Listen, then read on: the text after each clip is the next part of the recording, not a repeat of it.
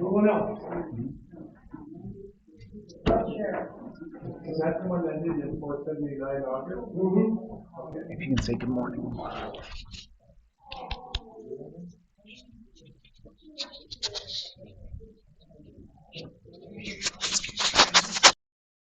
A couple more comments about this. Last time I spent a long time talking about early dates, and the earlier they are, the more problematic they are. Probably, in some cases, you may be a year, 2, 3, 4 off. There are other cases where you could be 10 years off, and there are some cases where you could literally be hundreds of years off. Okay, so understand that. And the rule of thumb is the further you go back in time, the less accurate you're going to be. In general, there are a couple of ones that we're pretty confident of, especially as far as Bible believers go. 4,000, around 4,000 BC for creation. We're pretty confident on that one. I don't know if I want to stake my life on 4004, but certainly we would say that that's pretty accurate and so on. Now, the ones I wanted to hit that I didn't have time for last time, I believe, have to do with that very topic. So when you're looking at, I think we talked about the Exodus at all last time, two dates. I don't think so. Okay, let me point something out to you here. At the bottom of page 1, where it has Thutmose III wins the Battle of Megiddo. That is pretty accurate. You might be a year off, but I don't think so. A lot of historians will go by that date. Not 100%, not unanimity across like you have with the founding of Rome, but pretty close. You have a lot of people pretty close. Now, the reason that's important is because the Bible makes it clear how many years from the time of the dedication of the first temple, that is Solomon's dedication, all right, was so many years after the Exodus. And the Exodus was so many years before the founding or the dedication of the temple. The Bible's clear on that. And when I get this paper fleshed out a little bit more, I'll have Bible references there for that. So we're within 50 years of accuracy on the Exodus. 1446. So 1450 to 1500, anywhere in there for the Exodus is good. And this is the opposite of the secular world. The secular world follows the earlier or the later Exodus, 1300s. Okay. As early as 1250 to 13 rather than 1450 to 15. And that would completely destroy the biblical chronology. That would make the Bible a big, fat liar. So it is important. Some of these things are, these historical things are very important for our trust of Holy Scripture. If we're going to say that the Bible has no errors, if it is truly inerrant, no errors in geography, history, or anything else, we're going to say that, which is what we say, then we better have a 15th century BC Exodus. Because if we have a 13th century BC Exodus, then the Bible is wrong. Pure and simple. Okay? There's no third option. Okay? So that's why some of these dates are more important than others. That's a really important. That's why I have the comment according to historic biblical chronology. Okay? Next page.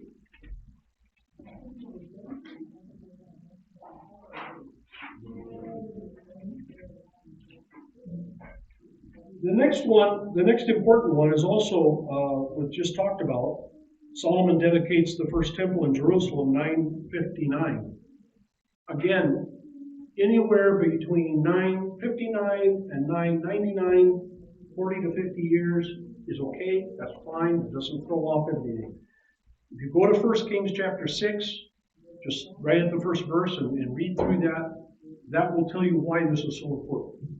But again, it has to do with God using that time, the dedication of the temple, to mark other events in the Bible. Okay? I mentioned about the Ark of the Covenant and the Raiders of the Ark and all that kind of stuff. Again, you can circle 753, 21 April, the founding of the city of Rome. Again, that's one of those dates that is accepted by everybody, even though everybody knows that that's probably not right. But nobody has ever come up with a better date, number one. And number two, they just figure it's just not worth it.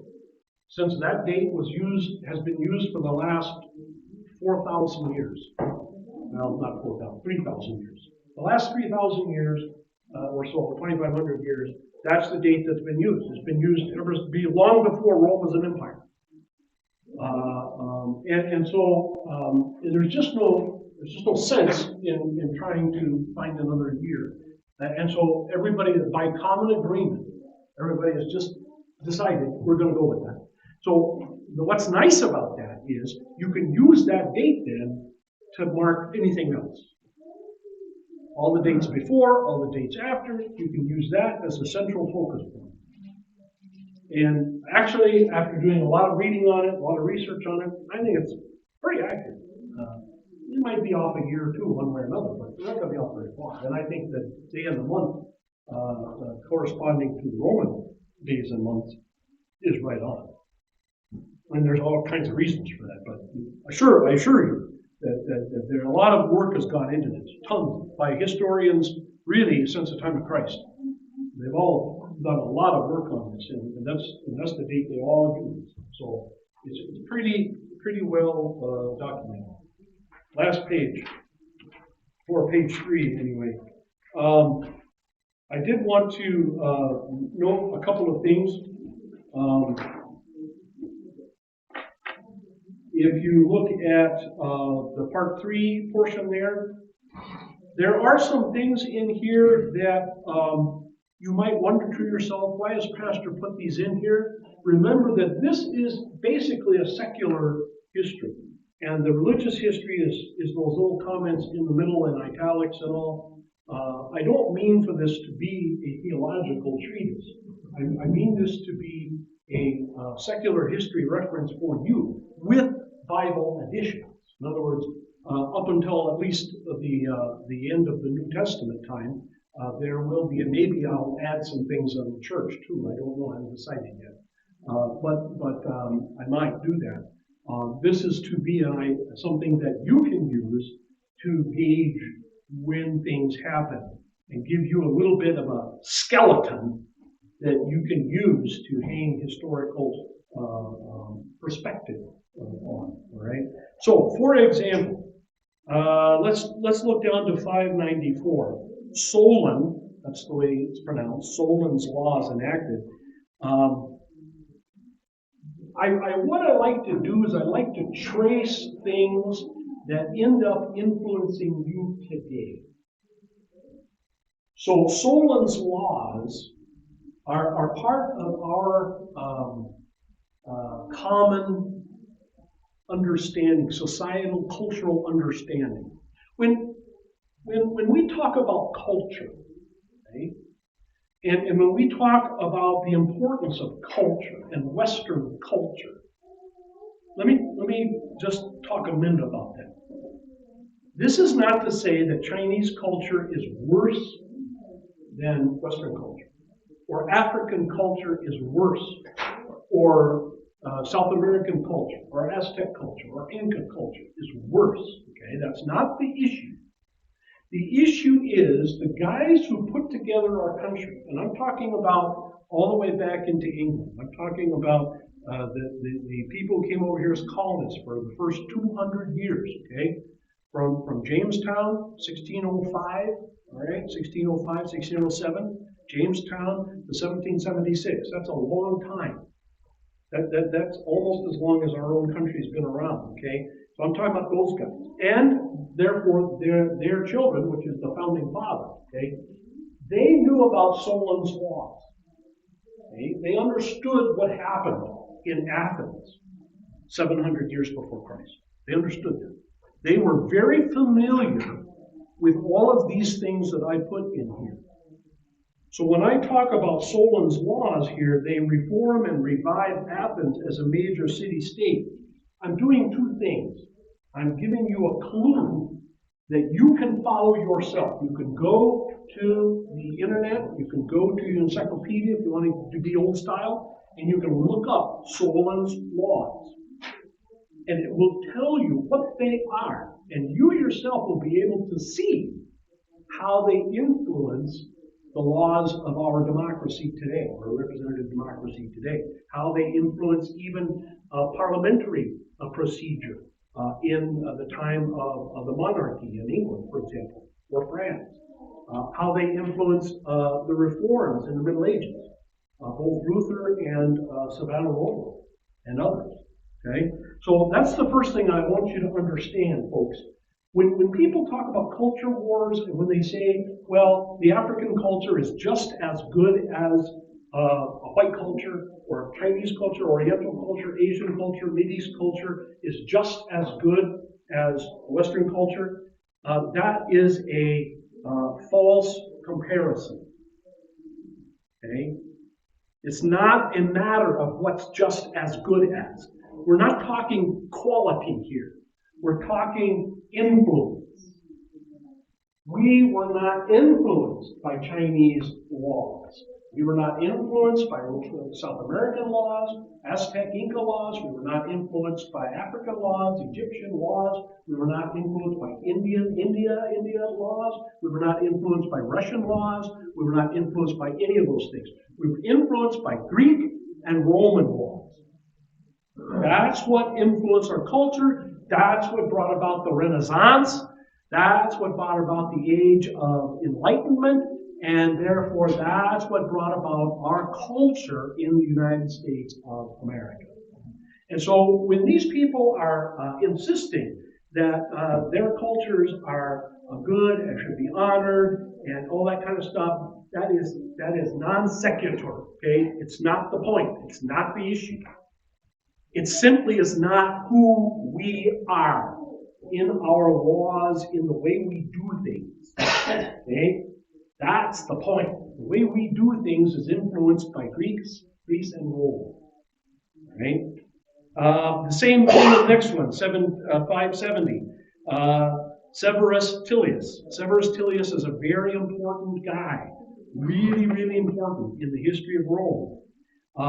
He's a guy, I just put two things, but look him up. He was the first one to do a census that didn't just count military men. All the census in the Bible count men only who could bear arms.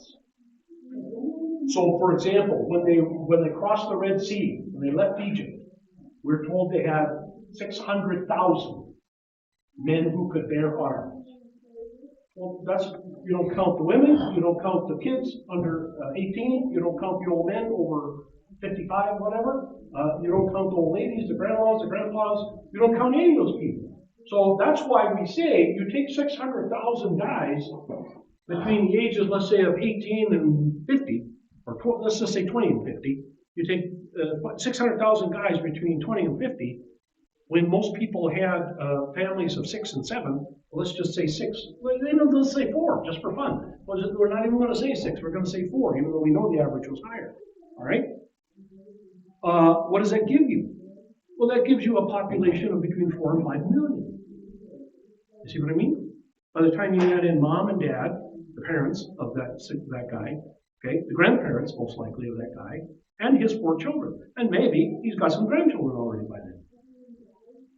You see? So that's where I get the figure. When I talk about 5 million people traipsing through the wilderness of Sinai, that's where I get the figure. Okay? This is the first guy in the history of the world, as far as we know, who says, I want everybody counted. And I want everybody counted in order to determine what their representation should be in the Roman Synod, which is representative democracy, folks. Again, that didn't come from Africa, that didn't come from China, that didn't come from Southeast Asia, that did not come from Turkey, that did not come from Incas or Aztecs or any of those. It did not come from Japan. It came from Rome, right? So our governing system came from Rome. Understand that. That's why I have some of these things in here, right? Also not counting those in that age group, fighting men, the young men who could not cripple and everything. Well, there's a whole bunch. There's a whole bunch more. We talked a little bit about Confucius last time, so I'm not going to go into that. Second Temple, obviously very important. 509, the last king of Rome is overthrown, a republic is established. There again, you want to read about that, it's very fascinating as to why they went from a Roman, from a monarchy to councils. Okay? And they had two councils, and they were only in office for 1 year. Talk about term limits. Huh?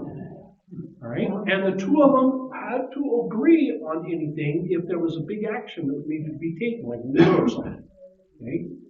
So not one guy was ever in power in Rome until you get to Caesar Augustus. Well, until you get to Julius. He was the first one, and he didn't last very long because the Romans said, "Oh, we don't like this." Of course, when they got into a lot of trouble then after that, they turned right around and made his adopted son, Augustus, as emperor. He was the real first emperor. And I'll talk about that when we get to that point. But understand, when we're talking about the Romans, we're not talking about tyrants in general.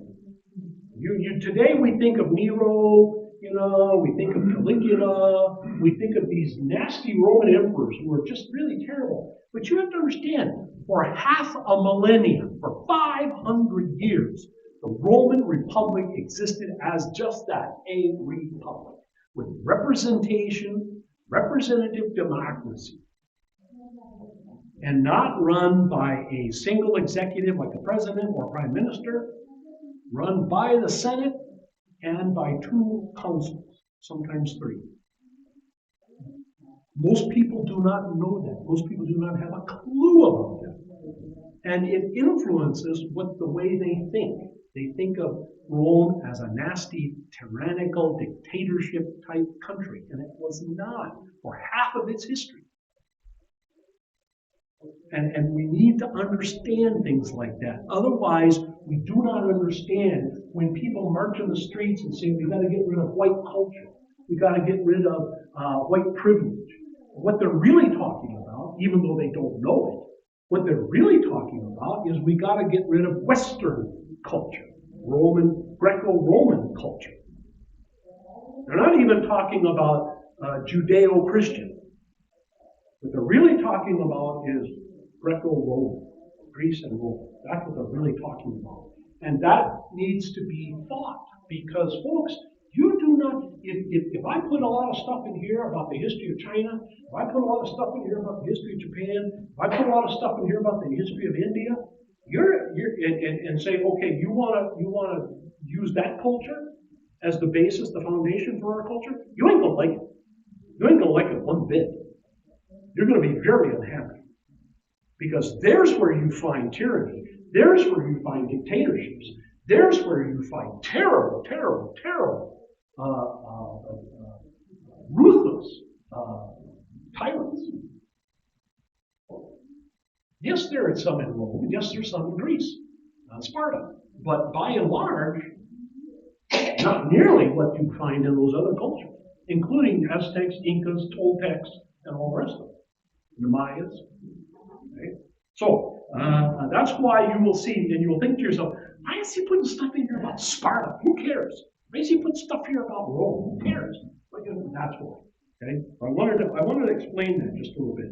Also, just so you kind of know, if you look down here, the Battle of Marathon, you'll see that good date there. That's a really reliable date, September 12th, 490.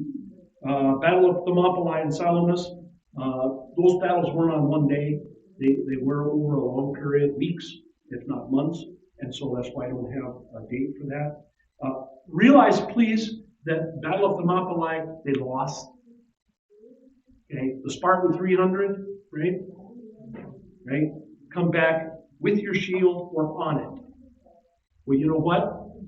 None of them came back. With or without their shields. They were all massacred to the last man. So when we think of the bravery of the Spartans, that's fine, that's good, yeah, they're brave guys, but they were failures. They could have been successful if they hadn't been so darn stubborn. But that's a whole other story.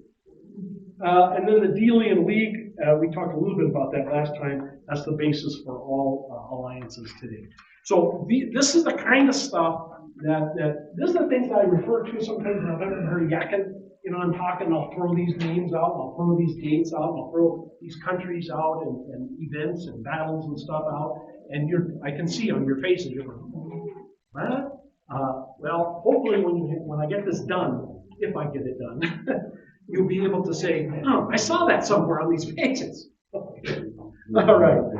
All right. Any questions on that? Maybe you took it home and looked at it or looked some stuff up and you have some questions. I'll be happy to answer those. Otherwise, we'll go on review these.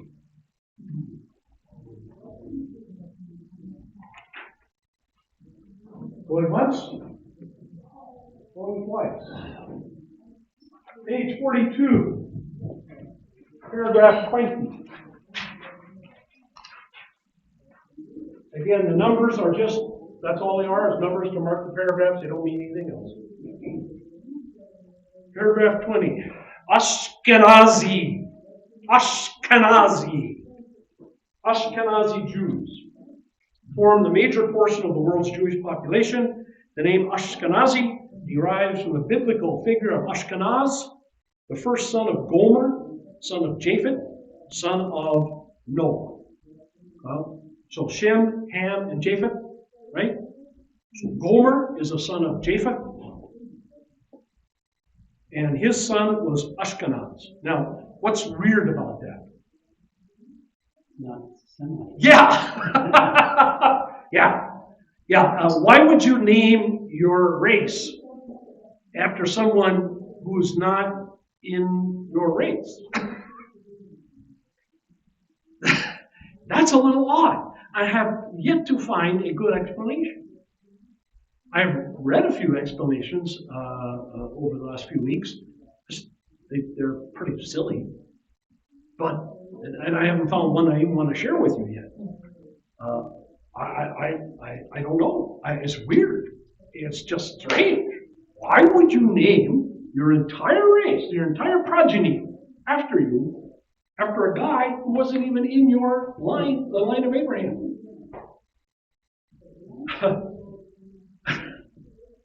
Go figure. I have no idea. Japhetic patriarch of the Table of Nations, Genesis 10. You want to refresh your memory on the Table of Nations, be my guest, go ahead and do that. The name of Gomer has often been linked to the ethnic Cimmerians, people who originated in the Pontic Caspian steppes north of the Caucasus. I don't know that we have a map.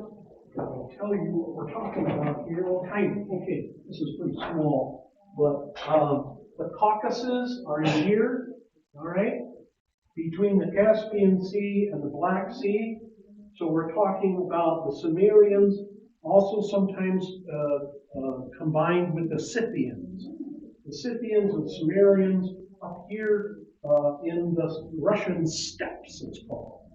It's a flatland, kind of like our prairie states, kind of like Kansas, Nebraska kind of thing. So flatlands, tall grass, that kind of thing. This is where later on the Cossacks come from. Okay, the Russian steppes, Steppes, the Russian steppes. Huh? Okay. Paragraph 21. The traditional language of Ashkenazi Jews is Yiddish, a German language with elements of Hebrew, Aramaic, and Slavic languages. So if you hear Yiddish, you will think, oh, it's kind of Hebrew. But no, you'll hear all of a sudden, you'll hear some kind of English sounding words, or German sounding words, or Slavic sounding words. And then you'll also hear some words that sound really foreign, and that's Aramaic. Okay? So I think it's kind of funny that the main language of the main group of Jews is made up a lot of Arabic or Aramaic words.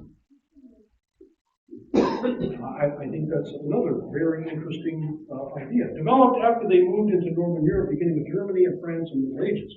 For centuries, they used Hebrew only as a sacred language. That means they only used it in the synagogue. Until the revival of Hebrew as a common language in Israel. Until 1947, folks, nobody spoke Hebrew. Nobody. Except professors in colleges. Like our college in New Orleans, or Missouri City. They literally spoke read and spoke Hebrew. Until 1947, one of the things that the foundation or the creation of Israel did is bring back Hebrew. And we are thankful for that in a way because we understand a lot more about the Old Testament because that language is now a living language instead of a dead language like Latin. And that's basically what happened. It would be as if somebody started a country, let's say they started a country on Malta, and everybody decided we're going to go back and learn Latin and we're going to speak Latin as an everyday language. That's what happened. The Jews who founded Israel decided that we're going to teach our children Hebrew, we're going to speak Hebrew, and Hebrew is going to be our official language. So what? Yes. Now, granted, they all speak English. Pretty much everybody speaks English in Israel. But they all are taught Hebrew in school when they're real little. So from little on up, they learn both Hebrew and English at the same time. And they're fluent in both, mostly. Okay, let's see. Yeah. Paragraph 22. In general, the term Ashkenazi refers to Jewish settlers who established communities along the Rhine River in western Germany and northern France dating to the Middle Ages. Once there, they adopted traditions carried from Babylon, the Holy Land, and the Western Mediterranean to their new environment. The Ashkenazi religious rite developed in cities such as Mainz, Worms, and Worms, and Troyes. The eminent French rabbi Shlomo Itzhaki, sometimes just referred to as Rashi, would have a significant influence on the Ashkenazi rite of the Jewish religion. We'll talk a little bit more about that later. But understand that the Jews you see today or hear today or see in movies are not the Jews of the Old Testament, or not the Jews of Jesus' day. Okay? Most of the Jews you see today, or hear about, or see in TV shows and movies are these guys. These guys who migrated from various parts of Europe and ended up along the Rhine River, in villages, little villages along the Rhine River, and combined their language with a lot of other languages, combined their customs with a lot of other customs, and so on and so forth. And so the mishmash that they came up with bears no resemblance, very little resemblance to the Jews of Jesus' day that we read in the New Testament, or the Jews of David or whatever in the Old Testament. Please understand that. Okay? Please understand that. When you see Yitzhak Rabin or whomever on the TV or whatever, and when he talks, what he does, or you watch Fiddler on the Roof, in the movie theater or whatever, that is not Old Testament Jews. Not in the least. That is a very different group of people, completely separated. Not only in time, but in genetics and everything other thing. Okay? Please understand that. Very important. Paragraph 23, most historians have asserted that the Jews of Middle Eastern Europe are descendants of Central European Jews who moved eastward in the Middle Ages or shortly thereafter. So, as persecutions came, which was normal, for that group of people. They moved east instead of going west. When persecutions came on the Lutherans, they went west. Persecutions went on the Huguenots, they went west. And persecutions went on others, they went west. The Jews, when persecutions came on them, the Ashkenazi, went east. And they went Eastern Europe, Eastern Germany, what is today Czechoslovakia, Austria, Hungary, Romania, Poland, especially Poland, and into Russia. That's the direction they went. Yes, ma'am. Well, I was just thinking, we said that they did opposite of everybody else. I thought they read their books from right to left instead of left to right. They read their books from back to front, so they move east instead of west. Okay, I'll give that one to you. In 1976, a author by the name of Arthur Koestler popularized an alternative hypothesis for their original origin. Now, we're not talking about their origin in the Eastern Europe now. Now we're talking about how they got to Western Europe in the first place. In the 13th tribe, he argued that most Ashkenazi Jews are actually descended from the Khazars, a Central Asian people who ruled a large kingdom around the Black Sea and is said entirely converted to Judaism in the 9th century of the Common Era. Now, this is a controversial stand, but it is beginning to be more and more believed, more and more accepted. The Khazars, and the reason they weren't thought of in the beginning is because the Khazars disappeared. The Khazars, again, are from this region.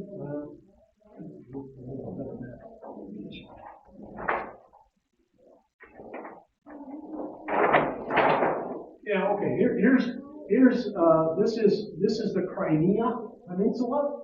So think of what's above there. This whole area was controlled by what was called the Khazar Empire. And it was quite an empire. It really was. It began around 600-700, right after the fall of Western Rome, and lasted into about 1,000 or so, give or take, for 400 years. It was quite an empire for about 400 years, and it really ruled the trade route between Europe and China. And that's how it got so rich. And the Khazars had a great military. They had a great civil service system. They were really a very important empire. But because they disappeared, they lost power and were taken over by other empires around 1000, about the time the First Crusades began, they were kind of forgotten by Western Europe. And when histories began to be written in Western Europe about the history of the world, Khazars were missing usually. And so nobody thought of them. They were gone by the time people started to ask the question, where did these Jews come from? Where did they show up? Where did they come from? Nobody had an answer. It wasn't really until later, in the 1700s and 1800s, that people found them again. And it really wasn't until, again, 1976, until somebody put all the pieces and connected all the dots and said, aha! This empire, interestingly enough, was one of the few empires that was still pagan by that time, still pagan by 500-600. Rome, of course, had been converted to Christianity in 325, and every country it took over after that, they forced Christianity on them. Khazars stood alone. They were still pagan. And interestingly enough, it was refugees from Palestine who were running away from Islam, running away from Mohammedanism, that found their way up here, and they showed or taught their Judaism to the Khazars, and the Khazar king was so impressed with the Ten Commandments and with the rest of Judaism, and of course they didn't mention Jesus, he was so impressed with Judaism, like Caesar Augustus was 500 years before, that he ordered the mass conversion of his entire country. In other words, he said, that's the religion for us. And so the entire empire, again, millions of people were overnight converted to Judaism and took Judaism as their religion. They weren't converted from Christians. They weren't converted from Muslims. They were converted from pure paganism. So gave up all their pantheon of gods and all their crazy, weird religious things and went straight over to Judaism, learned Hebrew, etc., etc. They built synagogues, the whole 9 yards, and became a bastion of safety for Jews escaping Mohammedanism. Okay? Make sense? Yeah, makes a lot of sense. Then when the Khazar Empire fell, 300 years later, they had to go someplace, so they migrated to Western Europe, which had a power vacuum because of the fall of the Roman Empire. And they were welcomed by, at the time, by Christians in the era because there wasn't as much animosity yet between Christians and Jews in that part of the world. There got to be, of course, but there wasn't. So that's his idea. Okay. So and if you talk to Jews, especially in Hasidic Jews or ultra conservative Jews in New York and the East Coast and places like that, they hate this guy. They hate this guy. They hate the Khazars. They hate the whole thing. They want people to believe.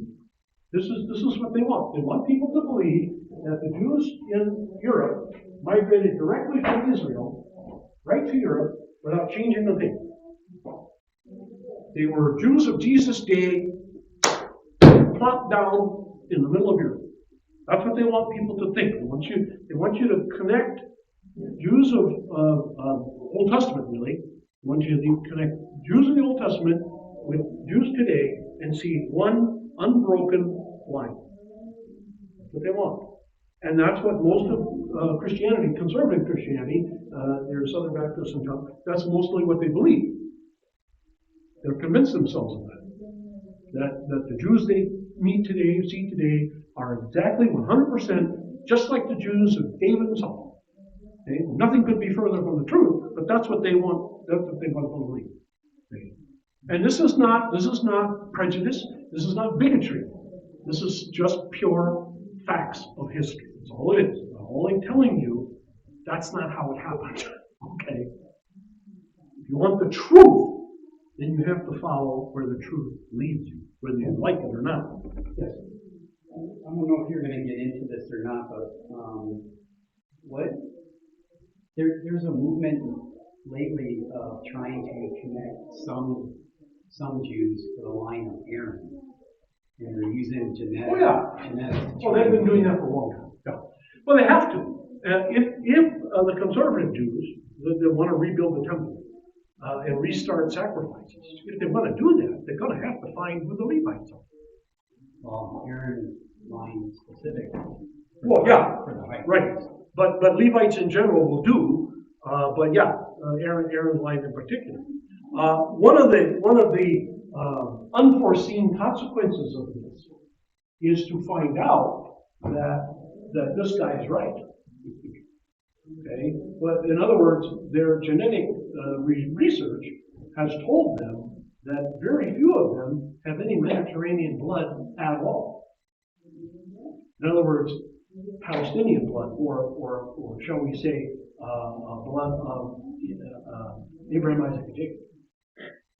It turns out that the Palestinians that live there have a better claim to Ishmael than the Jews have to Isaac.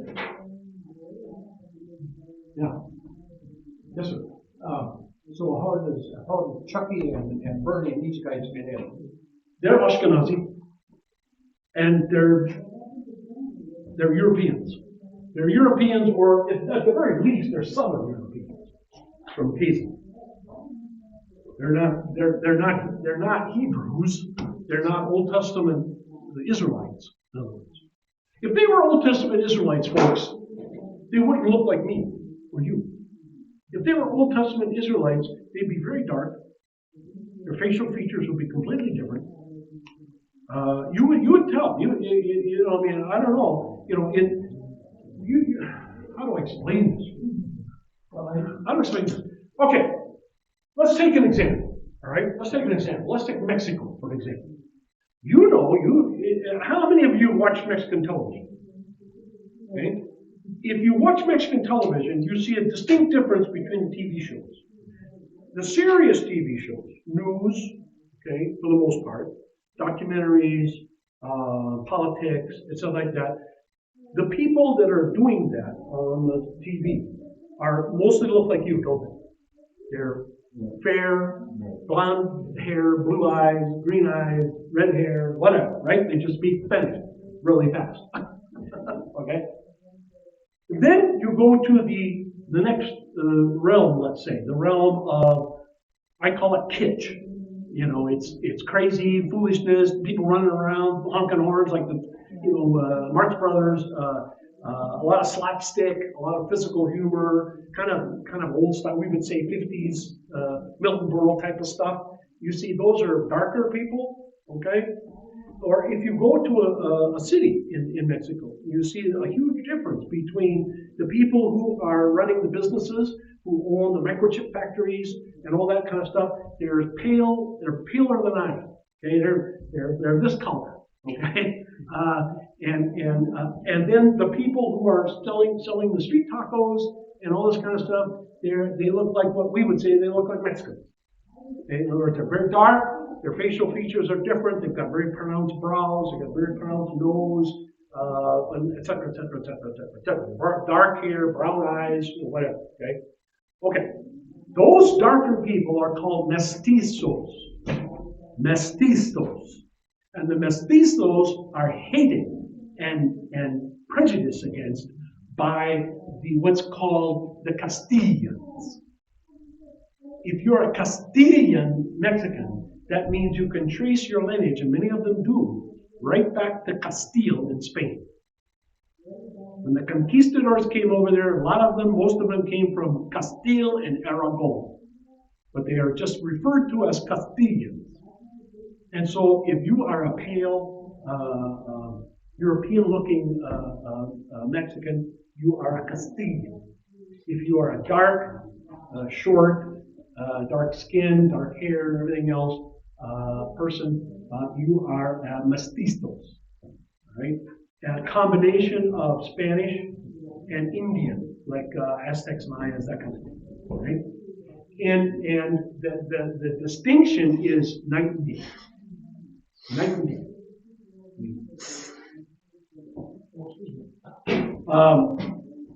You will find very few societies on the planet Earth as more prejudiced and bigoted as you will find in Mexico. That's just the way it is. I'm not making a judgment one way or another, just the way it is. If you think of the South in the United States in the 1920s and 30s, that's what you find in Mexico in many ways, in many places. Okay? All right, so think of the same thing here, okay? The Jews that are in Europe and came over to the United States, okay, are European. They look like Europeans for the most part.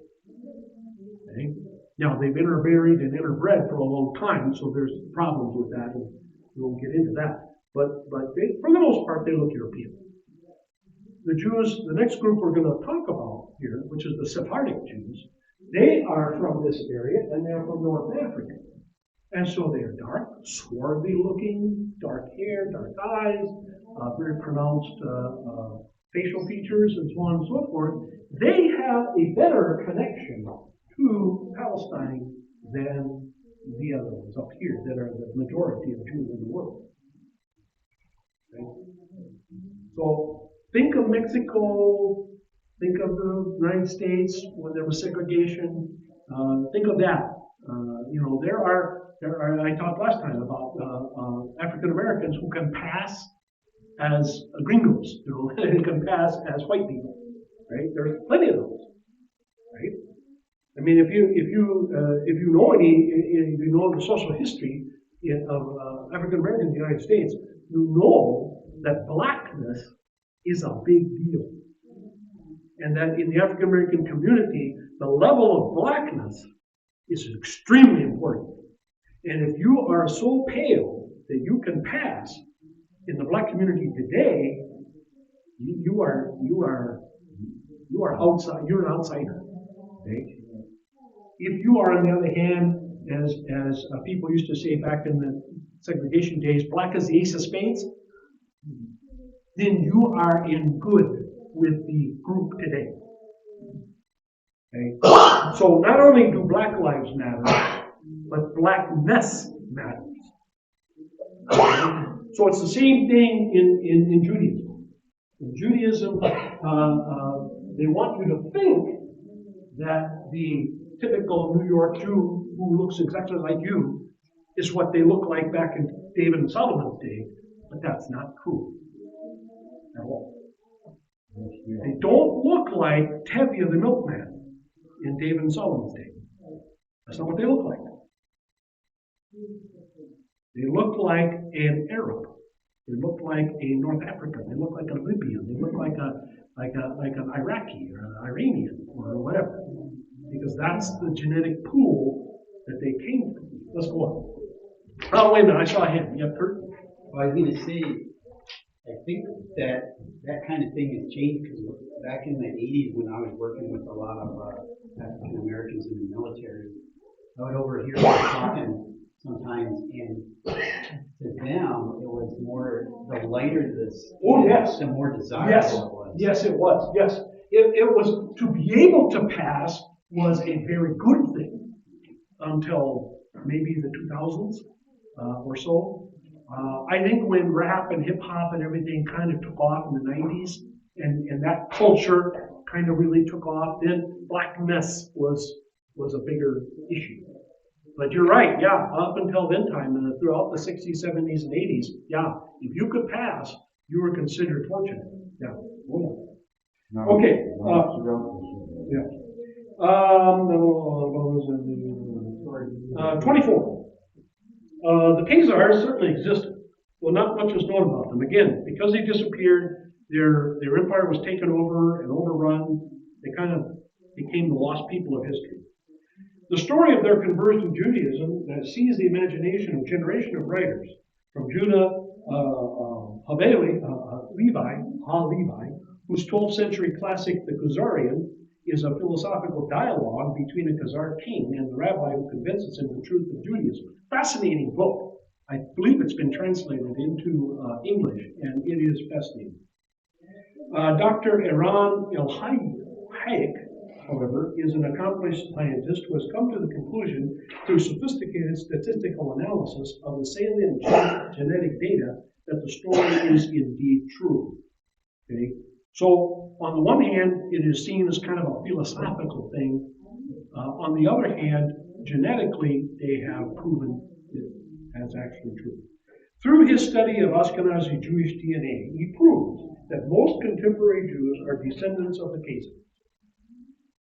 The conversion of the Khazars to Judaism en masse is said to have taken place around 860, so sometime in the 9th century.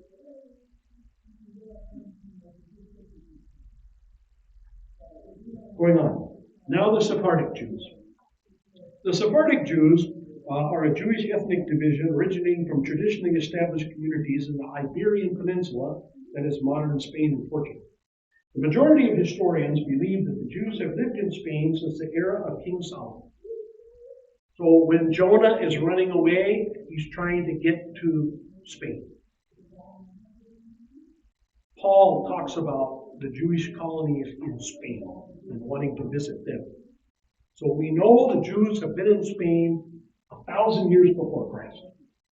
Plenty of time for them to establish very long-standing communities. But very little information can be found on these Jews until the beginning of the 1st century. So the first 900 years of their existence is kind of lost in the mist of time. Largely expelled from the Iberian Peninsula beginning in 1492, the same year that Columbus sailed the ocean blue, is the same year that Isabella and Ferdinand ordered all the Jews out of Spain on pain of death and confiscation of all their property, or they had one other choice. They could leave, they could be killed, executed, or they could convert to Christianity, which a lot of them did secretly, kept being Jews. So synagogues went underground. Many of the Jews took the oath, if you want to call it, and saying, oh yeah, I'm a Christian now. Okay, continue to practice their Jewish religion under wraps. They carried their distinctive Jewish identity with them to North Africa, including modern-day Morocco, Algeria, Tunisia, Libya, and Egypt. Southeastern and southern Europe, including France, Italy, Greece, Bulgaria, Northern Macedonia, Turkey, and in the Middle East, including Lebanon, Syria, Iraq, and Iran, as well as the Americas, although smaller numbers compared to Ashkenazis, and other places of their exiled settlement. They sometimes settled near existing Ashkenazi Jewish communities or over the first of new frontiers. The name Sephardi means Spanish or Hispanic, derived from the Spesharad, Sepharad, the biblical location for Spain. The location of the biblical Sepharad is sometimes disputed, but much later Jews identified Sepharad as Hispania, that is, the Iberian Peninsula. Sepharad still means Spain in modern Hebrew. All religious Jews have minhagim. That's how you say that, minhagim. Those are customs, in addition to halakha, or religious law. So you've got customs, which are minhagim, and you have law, which is halakha. And different interpretations of the law. Different groups of religious Jews in different geographical areas historically adopted different customs and interpretations. On various issues, Jews are required to follow the customs of their ancestors and do not believe they have the option of picking and choosing how to live their religion. For this reason, observant Jews at times find it important for religious reasons to ascertain who their household's religious ancestors are in order to know what customs their household should follow. These times include, for example, when two Jews of different ethnic backgrounds marry, very rare by the way, when a non-Jew converts to Judaism and determines what customs to follow for the first time, or when a lapsed or less observant Jew returns to traditional Judaism and must determine what was done in his or her family's past. In this sense, Ashkenaic refers both to a family ancestry and to a body of customs binding on Jews of that ancestry. Reform Judaism, which does not necessarily follow those minhagim, did nonetheless originate among Ashkenazi Jews. So one of the things, if you were to convert, if you were to find a rabbi here in town, Orthodox Jewish rabbi, you would say, I want to be a Jew. I want to be an Orthodox Jew. Okay? One of the things you would have to do is figure out which kind of Jew you want to be. Do you want to be a Sephardic Jew or do you want to be an Ashkenazi Jew, first of all? And then within Sephardic and Ashkenazi, there's all kinds of divisions too. The easiest thing always to do is to just become whatever that synagogue is. And that synagogue, especially in the United States, is really kind of determined by the people who formed it, or sometimes by the rabbi, especially if he was one of the ones that formed it. The only rabbi that I've gotten to know, and I really gotten to know, but I've seen a number of times, say hi to him, is the guy that sets up the table for Hanukkah in Bonn. Nice guy, young fella. And he's got a prayer shawl and a yarmulke. And I don't know that he's Hasidic. I think he's just plain Orthodox. But my guess is that the congregation here is probably Orthodox. I don't know if they have Reform. Most Reformed Jews, you know, if there's a Reformed Jew who wants to go to something, like a temple or whatever, he goes to do something. And they can only go once or twice a year. But I don't know. Is there a religious difference between the different sects? See, that's a tough question. Yes and no. I mean, we would look at the differences and we would say, big deal. Well, they would look at the differences and say, oh, big deal. I mean, if you put your cheese and your hamburger in the same refrigerator, some would complain.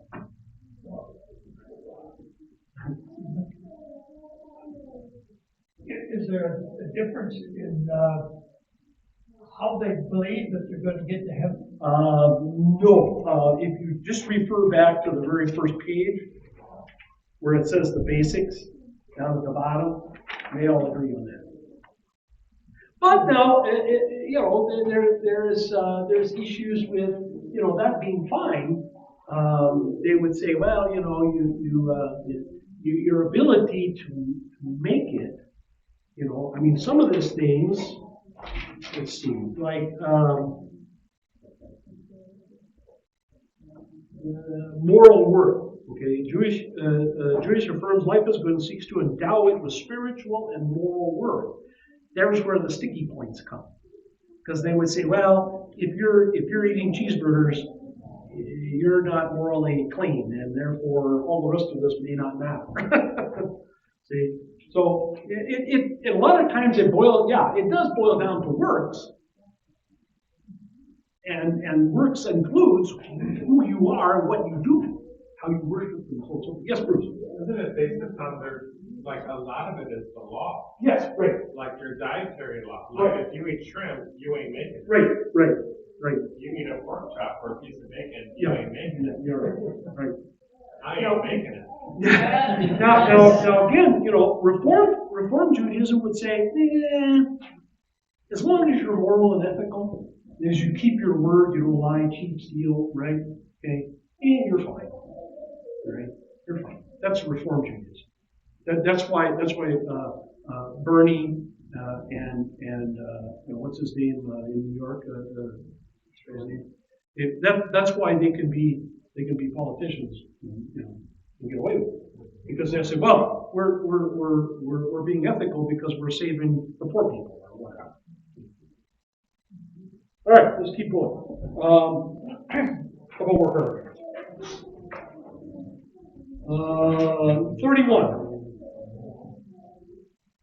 The halakhic practices of Ashkenazi Jews often differ from those of Sephardi Jews, particularly in matters of custom. Differences are noted in this now. This is the Shulchan Aruch. Shulchan Aruch. And the gloss of Moses Irelis is Cyrillus, sorry. Some well-known differences in practice include observance of Pesach or Passover.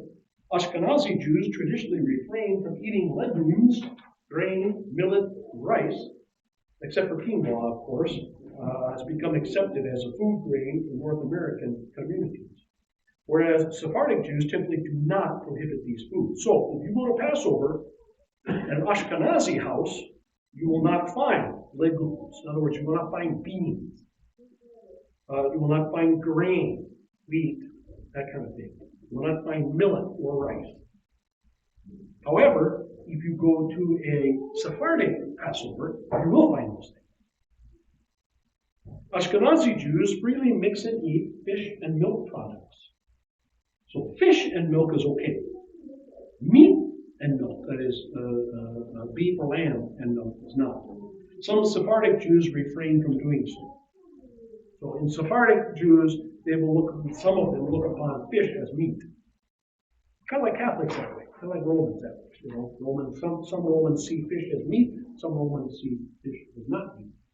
Depends on who you are, where you come from. Ashkenazim are more permissive toward the usage of wigs as a hair covering for married and widowed women. You wouldn't find wigs on a Sephardic Jew usually, because they're fake. In the case of kashrut, for meat, conversely, Sephardic Jews have stricter requirements. This level is commonly referred to as bet yosef. Meat products that are acceptable to Ashkenazi Jews as kosher may therefore be rejected by Sephardic Jews. Notwithstanding stricter requirements of the actual slaughter, Sephardic Jews permit the rear portions of an animal after proper halakhic removal of the sciatic nerve, while many Ashkenazi Jews do not. So the sciatic nerve is what's important always. Why? That's where God touched Jacob in wrestling with him. And so to the Jews, as the Bible even says, to that day when that was recorded, it was sacred to them and they do not eat anything. My wife and children get upset with me when I talk like this, but let me remind you that you eat a lot of nerve tissue when you eat meat. Chicken especially. You may not realize it, you may not know it, but a lot of those things that you're chewing on are nerves, nerve tissue. And just understand that. It's not just all muscle. You're eating nerves and you're eating all kinds of things, but I won't go into it. Anyway, the daughters then when I say that. But anyway, if you're not careful in butchering the animal, the sciatic nerve will be thrown in with everything else in that portion of your rump roast or whatever. And a kosher butcher will know how to get that out. And I'm told, I've not seen it done, but it's been described to me, and I've been told that it's a delicate process. It's not something that just any old person can do. You have to really be trained to be a kosher butcher. It takes some effort and training. You have to be trained, and you have to have very, very, very sharp knives. Very, very sharp knives. Let's see. This is not because of different interpretations of the law. Rather, slaughterhouses could not find adequate skills, here we go, for a correct removal of the sciatic nerve, and found it more economical to separate the hindquarters than sell them as non-kosher meat. Especially in a place like New York, you're not going to get rid of it. They're just going to sell it. Ashkenazi Jews often name newborn children after deceased family members. Very, very common. Extremely common. But not after living relatives. Sephardic Jews, in contrast, often name their children after the children's grandparents, especially if they're living, even if those grandparents are still living. A notable exception to this generally reliable rule is among Dutch Jews, where Ashkenazim for centuries used the naming conventions otherwise attributed exclusively to Sephardim. So it changes sometimes from place to place, and we're not sure why. Not even Jewish leaders can tell you why. Ashkenazi tefillin, little boxes containing scripture passages worn on the arm and head. I'm sure you've seen these. Okay, worn on the arm, right here, worn on the forehead. Okay. Tefillin bear some differences from Sephardic tefillin. In the traditional Ashkenazi rite, the tefillin are wound toward the body, not away from it. Ashkenazim traditionally don tefillin while standing, whereas other Jews generally do so while sitting down. Again, makes a difference to them. You and I would look at that and go, but it's important to them, right? Ashkenazic traditional pronunciations of Hebrew different from those of other groups. The most prominent consonantal difference from Sephardic and Mizrahic Hebrew dialects is the pronunciation of the Hebrew letter tav, or tav, in certain Hebrew words as an S and not a T. So tzav or tzav rather than a hard T, or sometimes a TH sound, tav or tav. The pershal, or talit, or talis, in Ashkenazi Hebrew, is worn by the majority of Ashkenazi men after marriage, but Western European Ashkenazi men wear it from bar mitzvah. So, in some cases, they put it on after their bar mitzvah. In some other cases, they put it on only after they've been married. In Sephardic and Mizrahi Oriental Judaism, the prayer shawl is commonly worn for early childhood. So as soon as you're 6 years old or whatever, and being taken to the synagogue or near the synagogue, depends, you're given a prayer shawl. The same thing goes from tassels. Same thing goes for blue thread. Same thing goes for beards. Okay? There are certain Ashkenazi groups where you are not allowed to have a beard unless and until you are married. After you are married, you're not allowed to shave. Anybody know why? That's right, you know that you're married. In other Ashkenazi groups, you can shave after you're married just fine, no problem, and so on and so forth. So again, a lot of it depends on where you come from. You come from Poland, you come from Russia, you come from Czechoslovakia, where you come from, and what was your tradition in your family or your group or your clan going back all the way. And you do pretty much what everybody else in the group does. One thing they do not like is rebels. They do not like people, who say, "Oh yeah, well that's the way you guys do it, but we're going to do it different," right? Like Tevi, right? Okay. On the other hand, right? And, okay, all right, I'll buy it. long as you have a canopy, fine, get them married under a canopy. But then when the middle daughter wants to marry Orthodox, Russian Orthodox, ooh, you know, he says, remember what he says? If I bend that far, I'll break. That's right. Okay, we'll pick it up there next time. You can. That's, probably where the Amish come in there. They have beers after they're married. Could be, but you know, we're talking Amish, we're talking 1600s, we're talking centuries after the Jews. Yeah. But yeah, they may have got the same idea. Anything else? Yes. Some of the women where we used to live were making prayer shawls. What was the significance of that? The prayer shawls? Yeah. Well, you cover, it's supposed to be a sign of humility. Okay, I didn't know what the background. Well, you cover your head. Okay, yeah, you cover your head when you pray. So you wear it on your shoulders, and then when you pray, you put it over your head. No, some of them in our community. Okay, let's close. May the grace of our Lord and Savior Jesus Christ, the love of God the Father, and the fellowship of the Holy Spirit be abide with us all.